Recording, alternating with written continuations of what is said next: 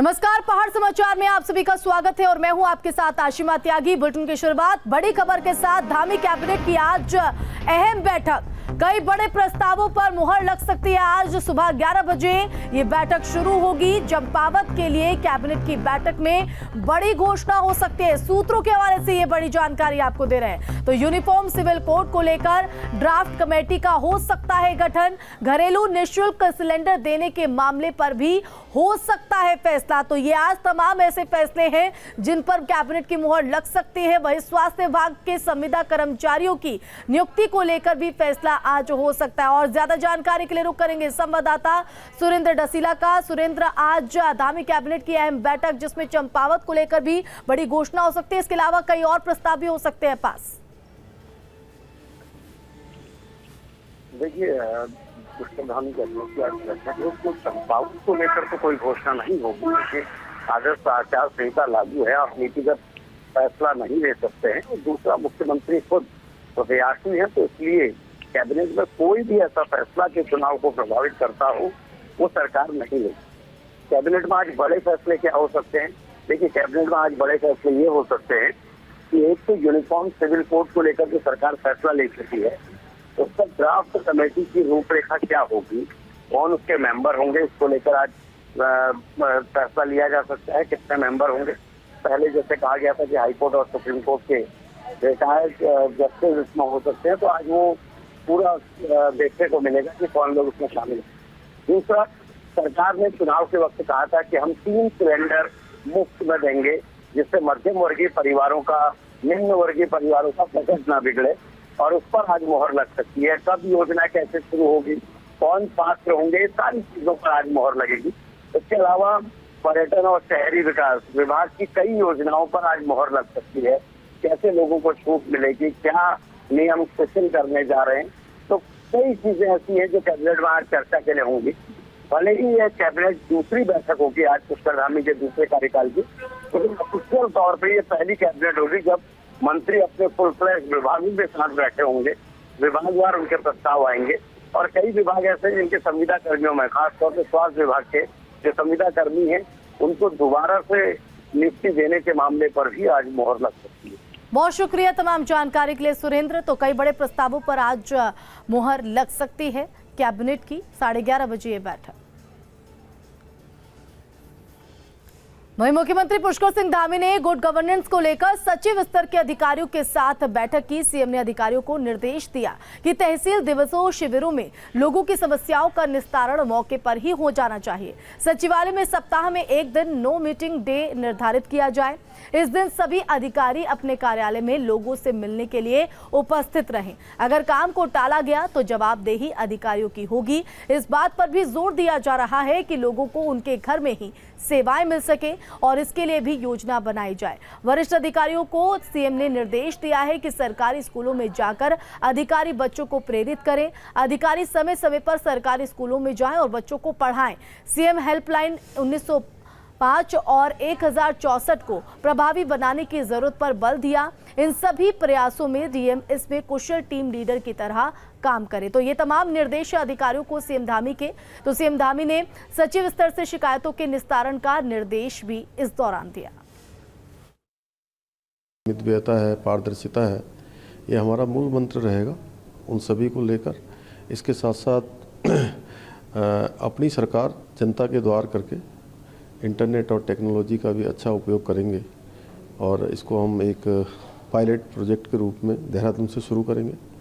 इसी प्रकार से हमने अनेकों विभागों में और 4 धाम यात्रा में लोगों को अच्छी सुविधा मिले, रास्ते थोड़ा ठीक से साफ हों, उन पर ठीक व्यवस्था हो, बिजली की बचत हो, समय पर सारे अधिकारी आएँ, केवल औपचारिक होकर न काम करें। तो उत्तराखंड के संसदीय कार्य मंत्री प्रेमचंद्र अग्रवाल ने विधानसभा के सभाकक्ष में रियल एस्टेट रेगुलेशन अथॉरिटी के अधिकारियों के साथ समीक्षा बैठक की, जहां उन्होंने रेरा की गतिविधियों पर विस्तार से चर्चा करते हुए ये निर्देश दिया कि बायर्स के हितों की रक्षा की जानी चाहिए। साथ ही सरकार के राजस्व में बढ़ोतरी हो सके, इसके लिए भी जरूरी कदम उठाने को लेकर जरूरी दिशा निर्देश दे। वहीं बायर्स को किसी भी तरह की दिक्कत ना हो और बायर्स अपने परेशानी अथॉरिटी तक आसानी से तक पहुंचा सके, इसके लिए टोल फ्री नंबर जारी करने के निर्देश भी दिए गए हैं। रेरा जो हमारा भू संपदा नियामक प्राधिकरण जिसे बोलते हैं, उसकी आज मैंने बैठक ली और जिसमें जो रेरा में पंजीकरण कराने की व्यवस्था है 30 दिन की है। तो आज ये जानकारी ली कितने रजिस्ट्रेशन अभी तक हमारे पेंडिंग हैं, किन कारणों से पेंडिंग है, क्या उनके लिए आपने आपत्ति लगाई और जो प्रावधान 30 दिन का है तो उसमें कितने केस हमने फाइनल किए। और निश्चित रूप से इसी प्रकार से जो हमारा रियल एस्टेट एजेंट्स हैं उनका रजिस्ट्रेशन भी इसमें प्रावधान है, लेकिन उनका टाइम लिमिट नहीं है। तो आज मैंने कहा है कि क्या पहले होता रहा मुझे नहीं पता, लेकिन एजेंट्स के लिए भी एक नियम बनाए ताकि उनका भी टाइम लिमिट करें कि 30 दिन के अंदर उनका भी रजिस्ट्रेशन हो। तो चंपावत में 31 मई को विधानसभा का उपचुनाव होना है और जिसको लेकर प्रशासन तैयारियों में जुटा है। जिला अधिकारी ने चंपावत में एक जागरूकता रथ निकालकर लोगों को वोट देने के लिए प्रेरित करने का काम किया। इस रथ के जरिए लोगों को वोट का महत्व समझाया गया और बताया जा रहा है कि कैसे आप अपने वोट के जरिए लोकतंत्र को मजबूत कर सकते हैं। गहतोड़ी की सीट छोड़ने के बाद यहां चुनाव हो रहा है, जहां से सीएम पुष्कर सिंह धामी चुनाव लड़ रहे हैं। उपनिर्वाचन 2022 में अधिक से अधिक मतदान हो, इसलिए आज हमने स्वीप रथ का भी यहाँ पे संचालन किया है, जो शहर में घूम घूम के लोगों को जागरूक करेगा और इसमें गानों के माध्यम से और पोस्टर्स के माध्यम से, पैम्पलेट्स के माध्यम से भी लोगों को जागरूक किया जाएगा।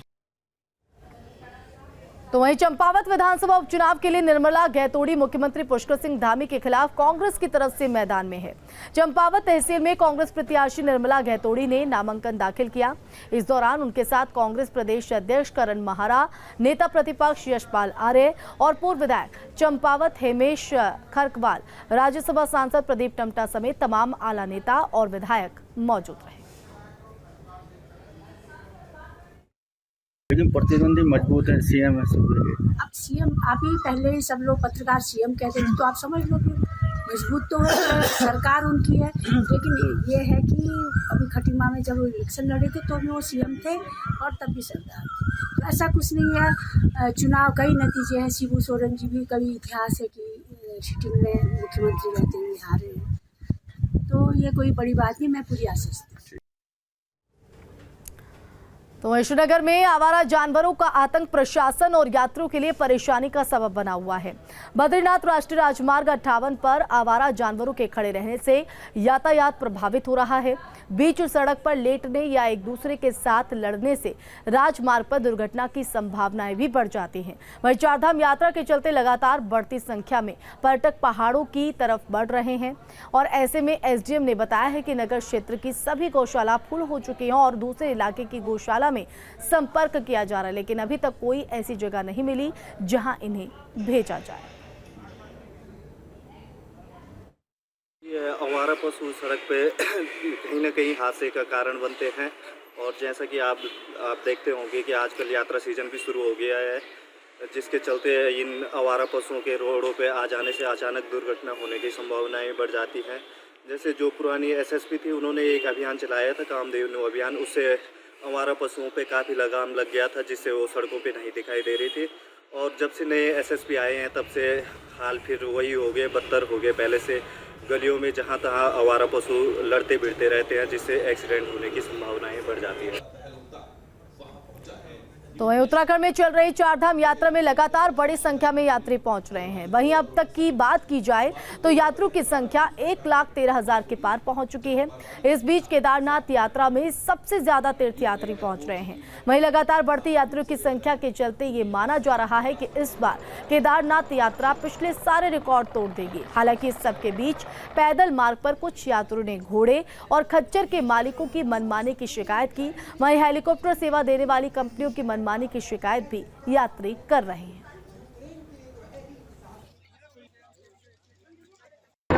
बहुत परेशान हुए हैं। कल 6 बजे से आए बुलाए थे, जो अभी हम लोग को दिया, हमको 12 बजे बैठाया तो बोला फिर वो नहीं था। सबसे बड़ी प्रॉब्लम घोड़े का अच्छा, ये आदमी को आदमी नहीं समझते, बच्चों को तो छोड़ो, बेचारे बड़े बड़े आदमी चलने में दिक्कत होता है। देख भी रहे आप, मैं बोलने की जरूरत भी नहीं है। एक ही रास्ता है सभी के जाने का, तो घोड़े खच्चरों की संख्या को देखते हुए आने जाने में यात्रियों को जो परेशानी होती है, उसी क्रम में निर्देश दिए गए थे कि ये घोड़े खच्चरों का जो रूट है उसको एक सेपरेट कर दिया जाए चलने के यात्रियों के लिए अलग से, ताकि किसी को कोई हानि ना हो। साथ ही घोड़े खच्चर वालों को भी ये निर्देश दिए गए हैं कि वो बैचेज में घोड़े खच्चर चलाएं, ना कि एक साथ, ताकि खाली रास्ता भी रहे और यात्रियों को किसी तरह की असुविधा ना हो। वहीं केदारनाथ में बढ़ती भीड़ को देखते हुए भीड़ काबू करने के लिए प्रशासन को काफी मशक्कतों का सामना करना पड़ रहा है। यहाँ प्रशासन काफी मुश्किलों से बैरिकेडिंग लगाकर यात्रियों को रोकने की कोशिश कर रहा है। अगर सिर्फ केदारनाथ की बात की जाए तो बीते 6 दिन के अंदर ही केदारनाथ के दर्शन के लिए 1,13,000 से ज्यादा यात्री पहुंचे हैं। यात्रियों को बाबा केदार के दर्शन करने में कोई परेशानी ना हो, इसके लिए रात के समय मंदिर खुलने का समय बढ़ा दिया गया है। नए समय के मुताबिक अब शाम की आरती के बाद भी रात 10 बजे तक भक्त बाबा के दर्शन कर सकते हैं। इसके साथ ही भक्तों की संख्या को कंट्रोल करने के लिए भक्तों को सोनप्रयाग, गौरीकुंड, गुप्तकाशी, फाटा, रुद्रप्रयाग समेत कई जगहों पर रोका जा रहा है।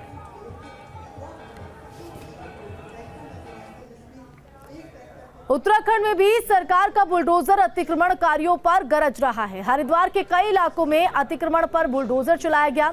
पुलिस और प्रशासन की टीम ने अलग अलग क्षेत्रों में बुलडोजर चलाकर अतिक्रमण हटाया। दुकानों के आगे सड़कों पर किए गए अतिक्रमण को ध्वस्त किया गया। वहीं आगे भी ऐसी कार्रवाई करने की चेतावनी दी।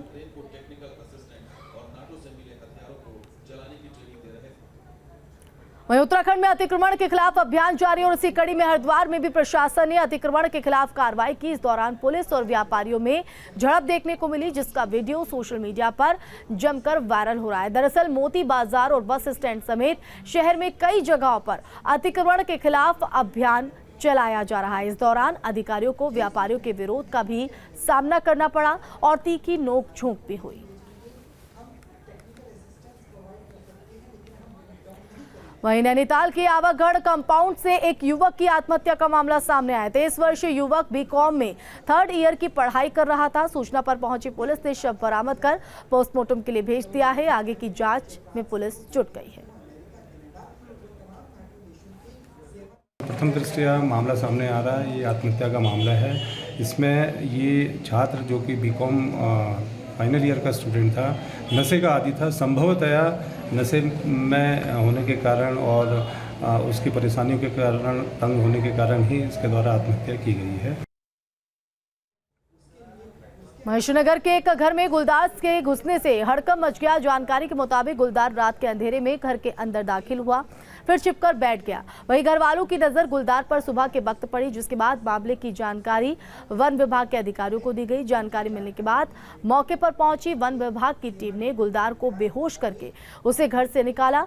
वहीं वन विभाग के अधिकारियों का ये कहना है कि जंगलों में लगी आग के चलते गुलदार गाँव की तरफ आ गया और घर में घुस गया। फिलहाल गुलदार को वापस जंगल में छोड़ दिया गया है। श्रीनगर में गोपाल जी के घर में संभवतः कल रात को ये घुस गया था। उनके द्वारा सूचना देने पर मैंने तत्काल अपनी रेस्क्यू टीम को भेजा और डॉक्टर रजनीश पांडे जी के नेतृत्व में जो है हमारी टीम ने इसको सकुशल रेस्क्यू कर लिया गया है। अभी प्रथम दिशा देखने में ये 1.5 साल से ऊपर लग रहा है और इसको सुरक्षित रेस्क्यू करके जो है हम इसको अपने रेंज कार्यालय नागदेव भी ले जा रहे हैं। पौड़ी जिले में थैलीसेण ब्लॉक में शिक्षक पंकज सुंदरियाल ने अपने हुनर को दर्शाकर अनोखा कारनामा कर दिखाया है। हस्तशिल्प में माहिर शिक्षक ने 1.5 लाख माचिस की तिल्लियों से अयोध्या राम मंदिर की कलाकृति का निर्माण किया, जबकि इसके साथ ही हुनरबाज शिक्षक ने अब तक केदारनाथ धाम, ताजमहल, चर्च ऑफ नॉर्वे और कॉर्नर टावर ऑफ चाइना की कलाकृति भी बनाई है। वहीं शिक्षक को उसके हुनर के लिए इंडिया बुक ऑफ रिकॉर्ड्स में भी जगह मिल चुकी है। अब शिक्षक का सपना है कि उनकी बनाई गई राम मंदिर की कलाकृति को वो पीएम मोदी को भेंट करें और इसके लिए वो डीएम विजय कुमार जोगदंडे से मिलने पहुंचे और अपने 3 साल की मेहनत का बखान किया।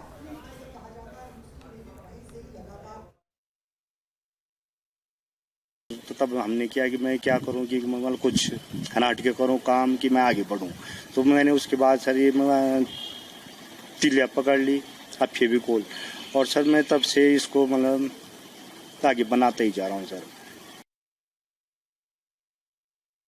प्राथमिक विद्यालय चुठानी के जो अध्यापक हैं श्री पंकज सुंदरयाल जी, उन्होंने माननीय प्रधानमंत्री जी के लिए एक तीलियों से बनाया गया राम मंदिर जो है उसकी प्रतिमा तैयार की है और उन्होंने 3 साल का मेहनत इसमें लगाई है, जिस कारण से वो बहुत ही आकर्षक और बेहतर स्वरूप उसका तैयार हुआ है।